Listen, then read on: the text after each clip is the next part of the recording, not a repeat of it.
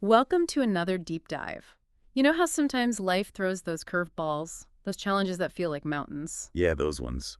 Well, we've got some awesome source material today. It's like a mental toolbox for tackling those obstacles.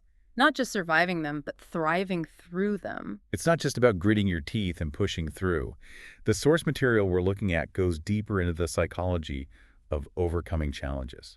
Like, how can we actually shift our mindsets to build resilience and even leverage those tough times for growth? I love that leverage tough times for growth. It's like turning those why me moments into what can I learn opportunities. Right. And we're going to unpack some fascinating ideas today, like how to break down a massive problem into smaller steps. Yeah, it's amazing how much easier things feel when you break them down. Absolutely. And we'll also talk about why building a support system is so important, like having your own personal cheer squad in your corner. The source material is big on that. It dives into the power of seeking support from friends, family mentors, even professionals. It reminds us that asking for help, it's not a weakness. It's a strength. Exactly. It shows you're self-aware and willing to grow. So true.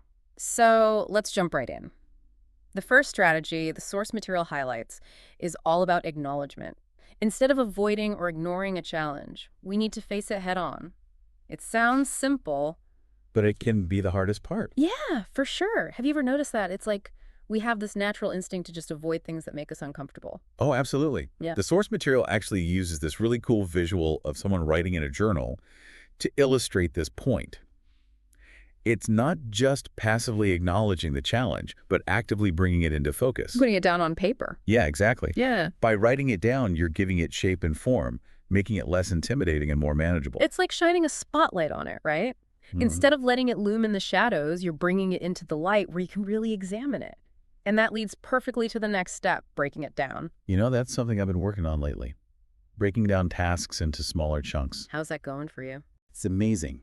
The source material uses the example of studying for a big exam to illustrate how overwhelming tasks can become less daunting when broken into smaller pieces. Instead of staring at a mountain of material, you can focus on conquering one chapter, one concept, even just one page at a time. That reminds me of a time when I was completely overwhelmed by a project at work. It felt impossible, so I kept procrastinating, but then I remembered this principle and broke the project down into smaller, more manageable tasks. Suddenly, it didn't seem so daunting. It makes such a difference. Yeah. And each small win, like finishing a chapter or completing a task, fuels your motivation to keep going. You build momentum. It's like you're proving to yourself that you can make progress, which builds confidence and keeps you moving forward. And sometimes it's not just about breaking down the task, but also shifting your mindset, which is the next key strategy we're going to explore. The source material challenges us to reframe those why me moments into what can I learn? Opportunities. A little shift in perspective can go a long way. A huge impact, right? It's like instead of seeing challenges as roadblocks, the source encourages us to see them as opportunities for growth and learning. It's like that old saying, smooth seas don't make skillful sailors. So true. I remember reading about an entrepreneur who actually saw the 2008 financial crisis as an opportunity to start a new business because he recognized that people's needs were changing. He didn't just survive the crisis, he thrived because of it. That's a great example. And that's what's so fascinating about this source material. It's not just about overcoming challenges. It's about using them to propel you forward. The source uses this really powerful image of an athlete pushing their limits with a smile. It highlights how much growth often happens outside our comfort zones. It's like choosing to embrace the challenge and finding joy in the process of pushing yourself further. Which brings us to another crucial element of overcoming obstacles, building a support system.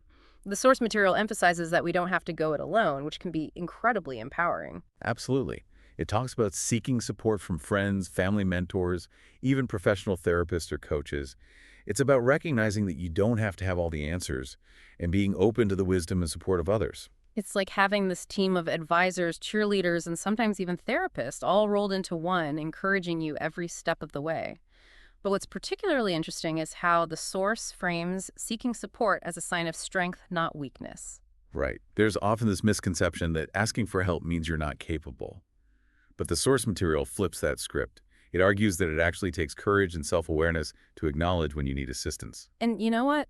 Think about it. Some of the most successful people in the world have coaches, mentors, and advisors guiding them. They understand the value of seeking outside perspectives and support. It's not about admitting defeat. It's about recognizing that you can achieve more with the right support system in place.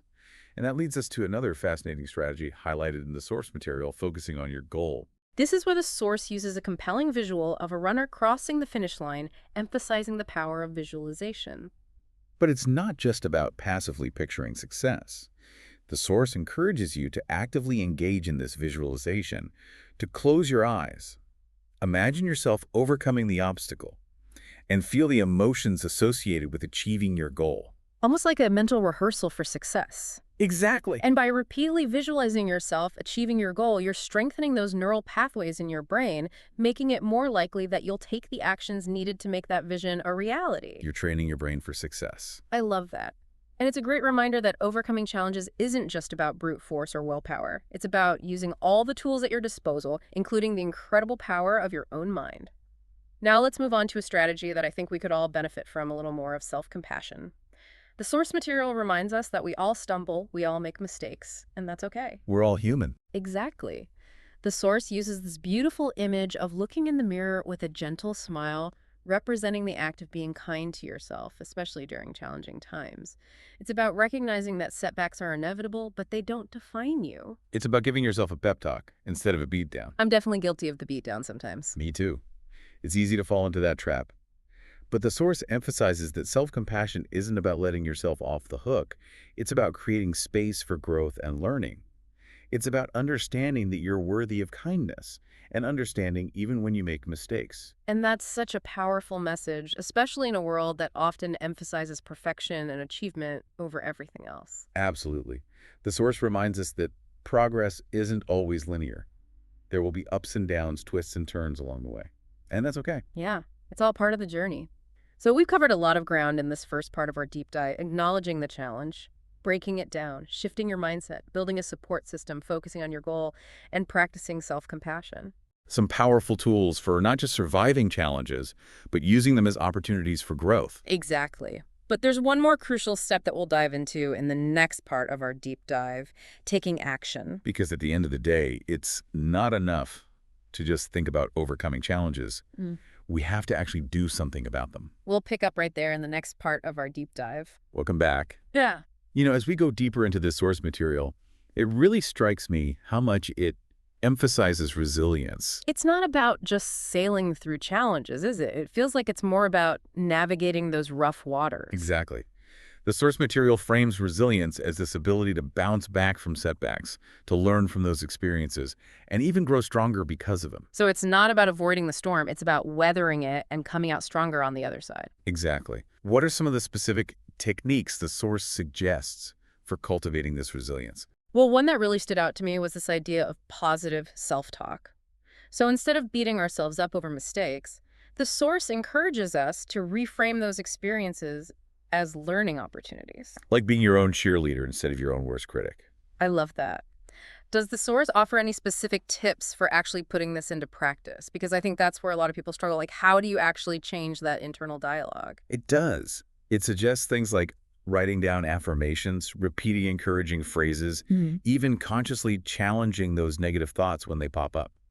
It's like you're training your brain to focus on the positive. Rewiring those neural pathways. Exactly. And that can have a ripple effect on your overall mindset and how you approach challenges. I love that. What else does the source suggest for building resilience? Another key point is managing your energy. The source acknowledges that facing challenges can be emotionally and mentally draining. So it encourages us to prioritize self-care practices, like getting enough sleep, eating nutritious food, engaging in activities that bring us joy and recharge our batteries. It's like filling up your tanks so you have the energy to keep going. It's so easy to neglect self-care when you're feeling overwhelmed, but the source really makes it clear that it's not a luxury, it's a necessity. Absolutely. And it connects back to this idea of emotional hygiene. Just like we take care of our physical health, we need to pay attention to our emotional well-being, especially during challenging times. Makes me think of that saying, you can't pour from an empty cup. Exactly. And the source reinforces this by reminding us that it's okay to ask for help when we need it. Which we were talking about earlier, building that support system. But the source also suggests seeking professional help when needed. Absolutely. Sometimes you need that extra support from someone who's trained to help you navigate those challenges. It's like having a personal trainer for your mental and emotional well-being. I love that analogy. Yeah. And speaking of recognizing progress, another key takeaway from the source is the importance of celebrating those small victories. Sometimes it's so easy to get caught up in the big picture that we forget to acknowledge those little wins along the way. Exactly. The source talks about actually celebrating those smaller milestones. It's like giving yourself those little dopamine hits that keep you motivated and moving forward. I like to call them wins. Yeah, wins. And it suggests keeping track of these wins, whether it's in a journal or even just a mental note. By consciously acknowledging these achievements, we cultivate a sense of accomplishment and build momentum. It's like building a highlight reel of your progress to remind yourself of how far you've come, even when those big challenges still feel daunting. Exactly. But what about those times when the hardest part is simply getting started? Oh, yeah, I've definitely been there. It's like you know what you need to do, but you just can't seem to get yourself moving. That's where this concept of microactions comes in. The source material is all about taking those small, seemingly insignificant actions that can actually create a ripple effect. Like a journey of 1,000 miles begins with a single step. Exactly. And the source encourages us to break down those overwhelming tasks into smaller, more manageable steps. So instead of thinking, I need to write a whole book, you could start with, I'm going to write one page today, I love that. or I'm going to outline one chapter. It's about making those initial steps so small that they feel almost effortless. Reducing that resistance. Exactly. And then you build momentum from there. Yeah. But even with the best strategies and intentions, there will be times when we face setbacks and feel like giving up. What does the source say about perseverance in those moments? That's where the source material's message of perseverance really resonated with me. It acknowledges that setbacks are inevitable, but encourages us to keep going even when we feel discouraged.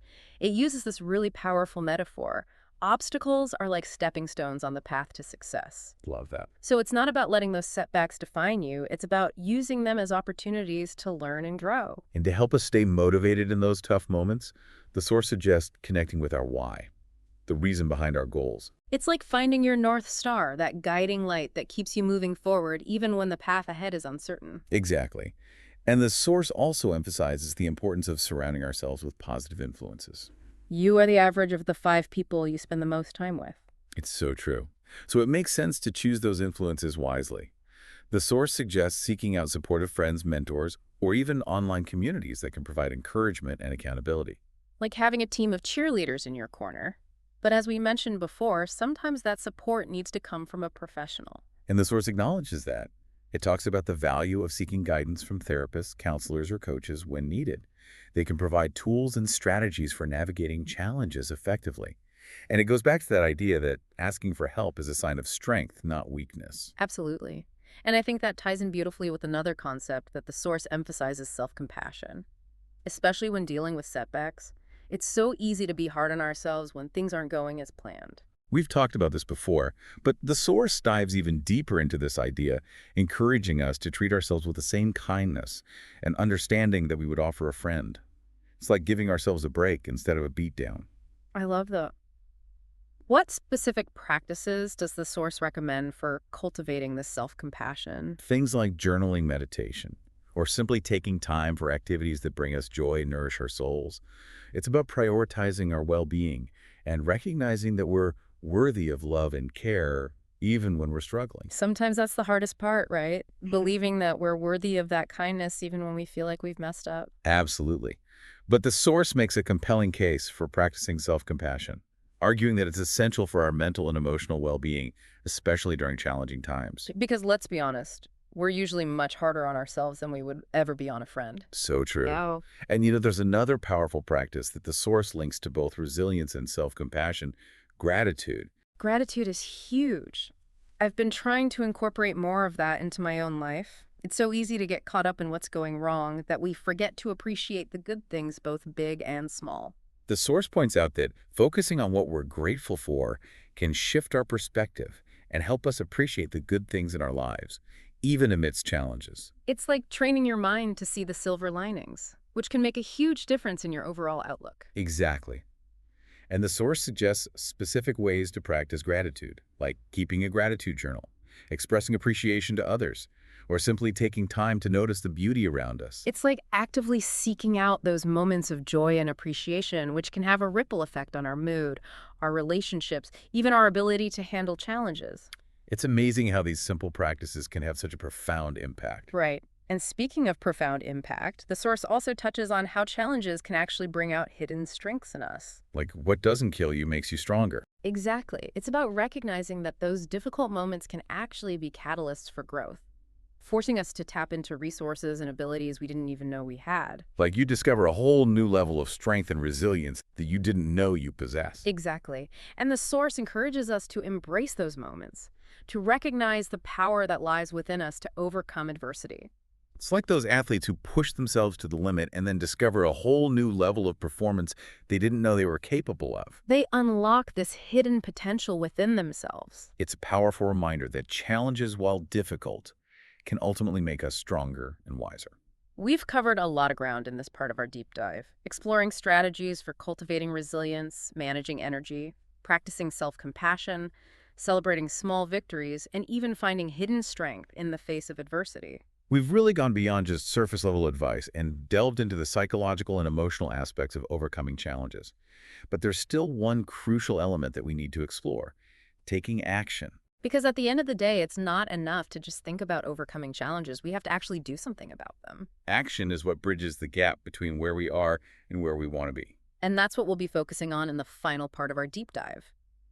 We'll explore how to move from thinking about change to actually making it happen, drawing on those insights from the source material to create a roadmap for action.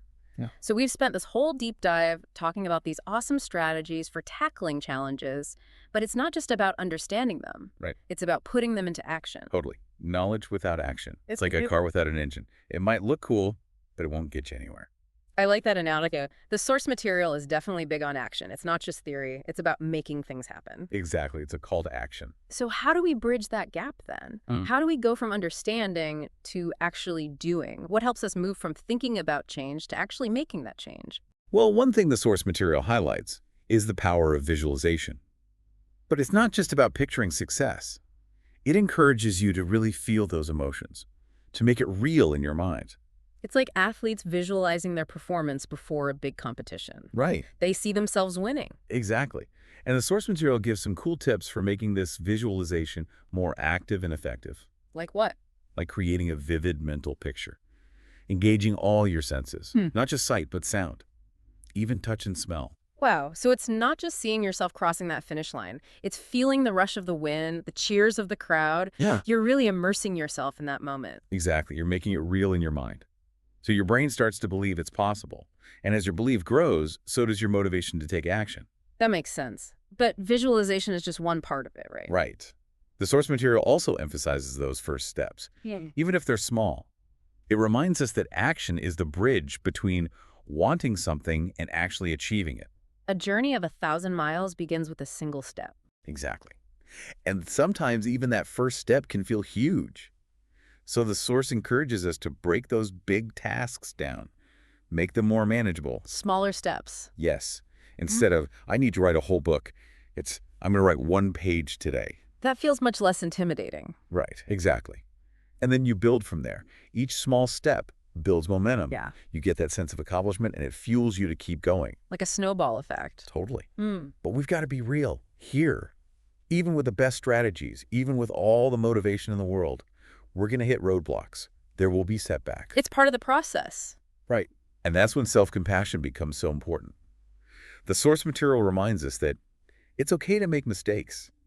Those failures are actually opportunities to learn and grow. So we need to be kind to ourselves, especially in those tough moments. Exactly. Give ourselves the same understanding and support we'd give a friend. The source uses that image of looking in the mirror with a gentle smile. Right. It's about self-acceptance and kindness. So when we hit a roadblock, instead of beating ourselves up, we can approach it with curiosity, with self-compassion. Ask ourselves, what can I learn from this? How can I grow? Exactly. It's a total shift in perspective, from self-criticism to self-discovery. And ultimately, that's what this deep dive has been all about. Right. It's about equipping ourselves with the tools and the mindset to not just survive challenges, but to thrive in the face of them.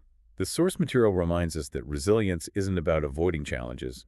It's about learning to navigate them effectively, to bounce back stronger and wiser. It's like a muscle we can strengthen with every challenge we overcome. And this deep dive has definitely been a workout for those resilience muscles. It really has. We've explored so many powerful strategies for acknowledging challenges, shifting our mindset, building support systems, and taking action. And through it all, I think there's this message of hope. Hmm. The source material is saying, you've got this. You have the strength within you to overcome any obstacle. I love that. So as we wrap up this exploration, I want to leave you with a final thought from the source material. What's one small action step you can take today to move towards overcoming your current challenge? It's an invitation to take all these insights we've discussed and turn them into action. It's about taking ownership of your journey. And remember, we're here to support you on that journey. We'll be back next time with another deep dive into a new topic, ready to explore more strategies for navigating life's complexities. Until then, keep learning, keep growing, and keep moving forward, one step at a time.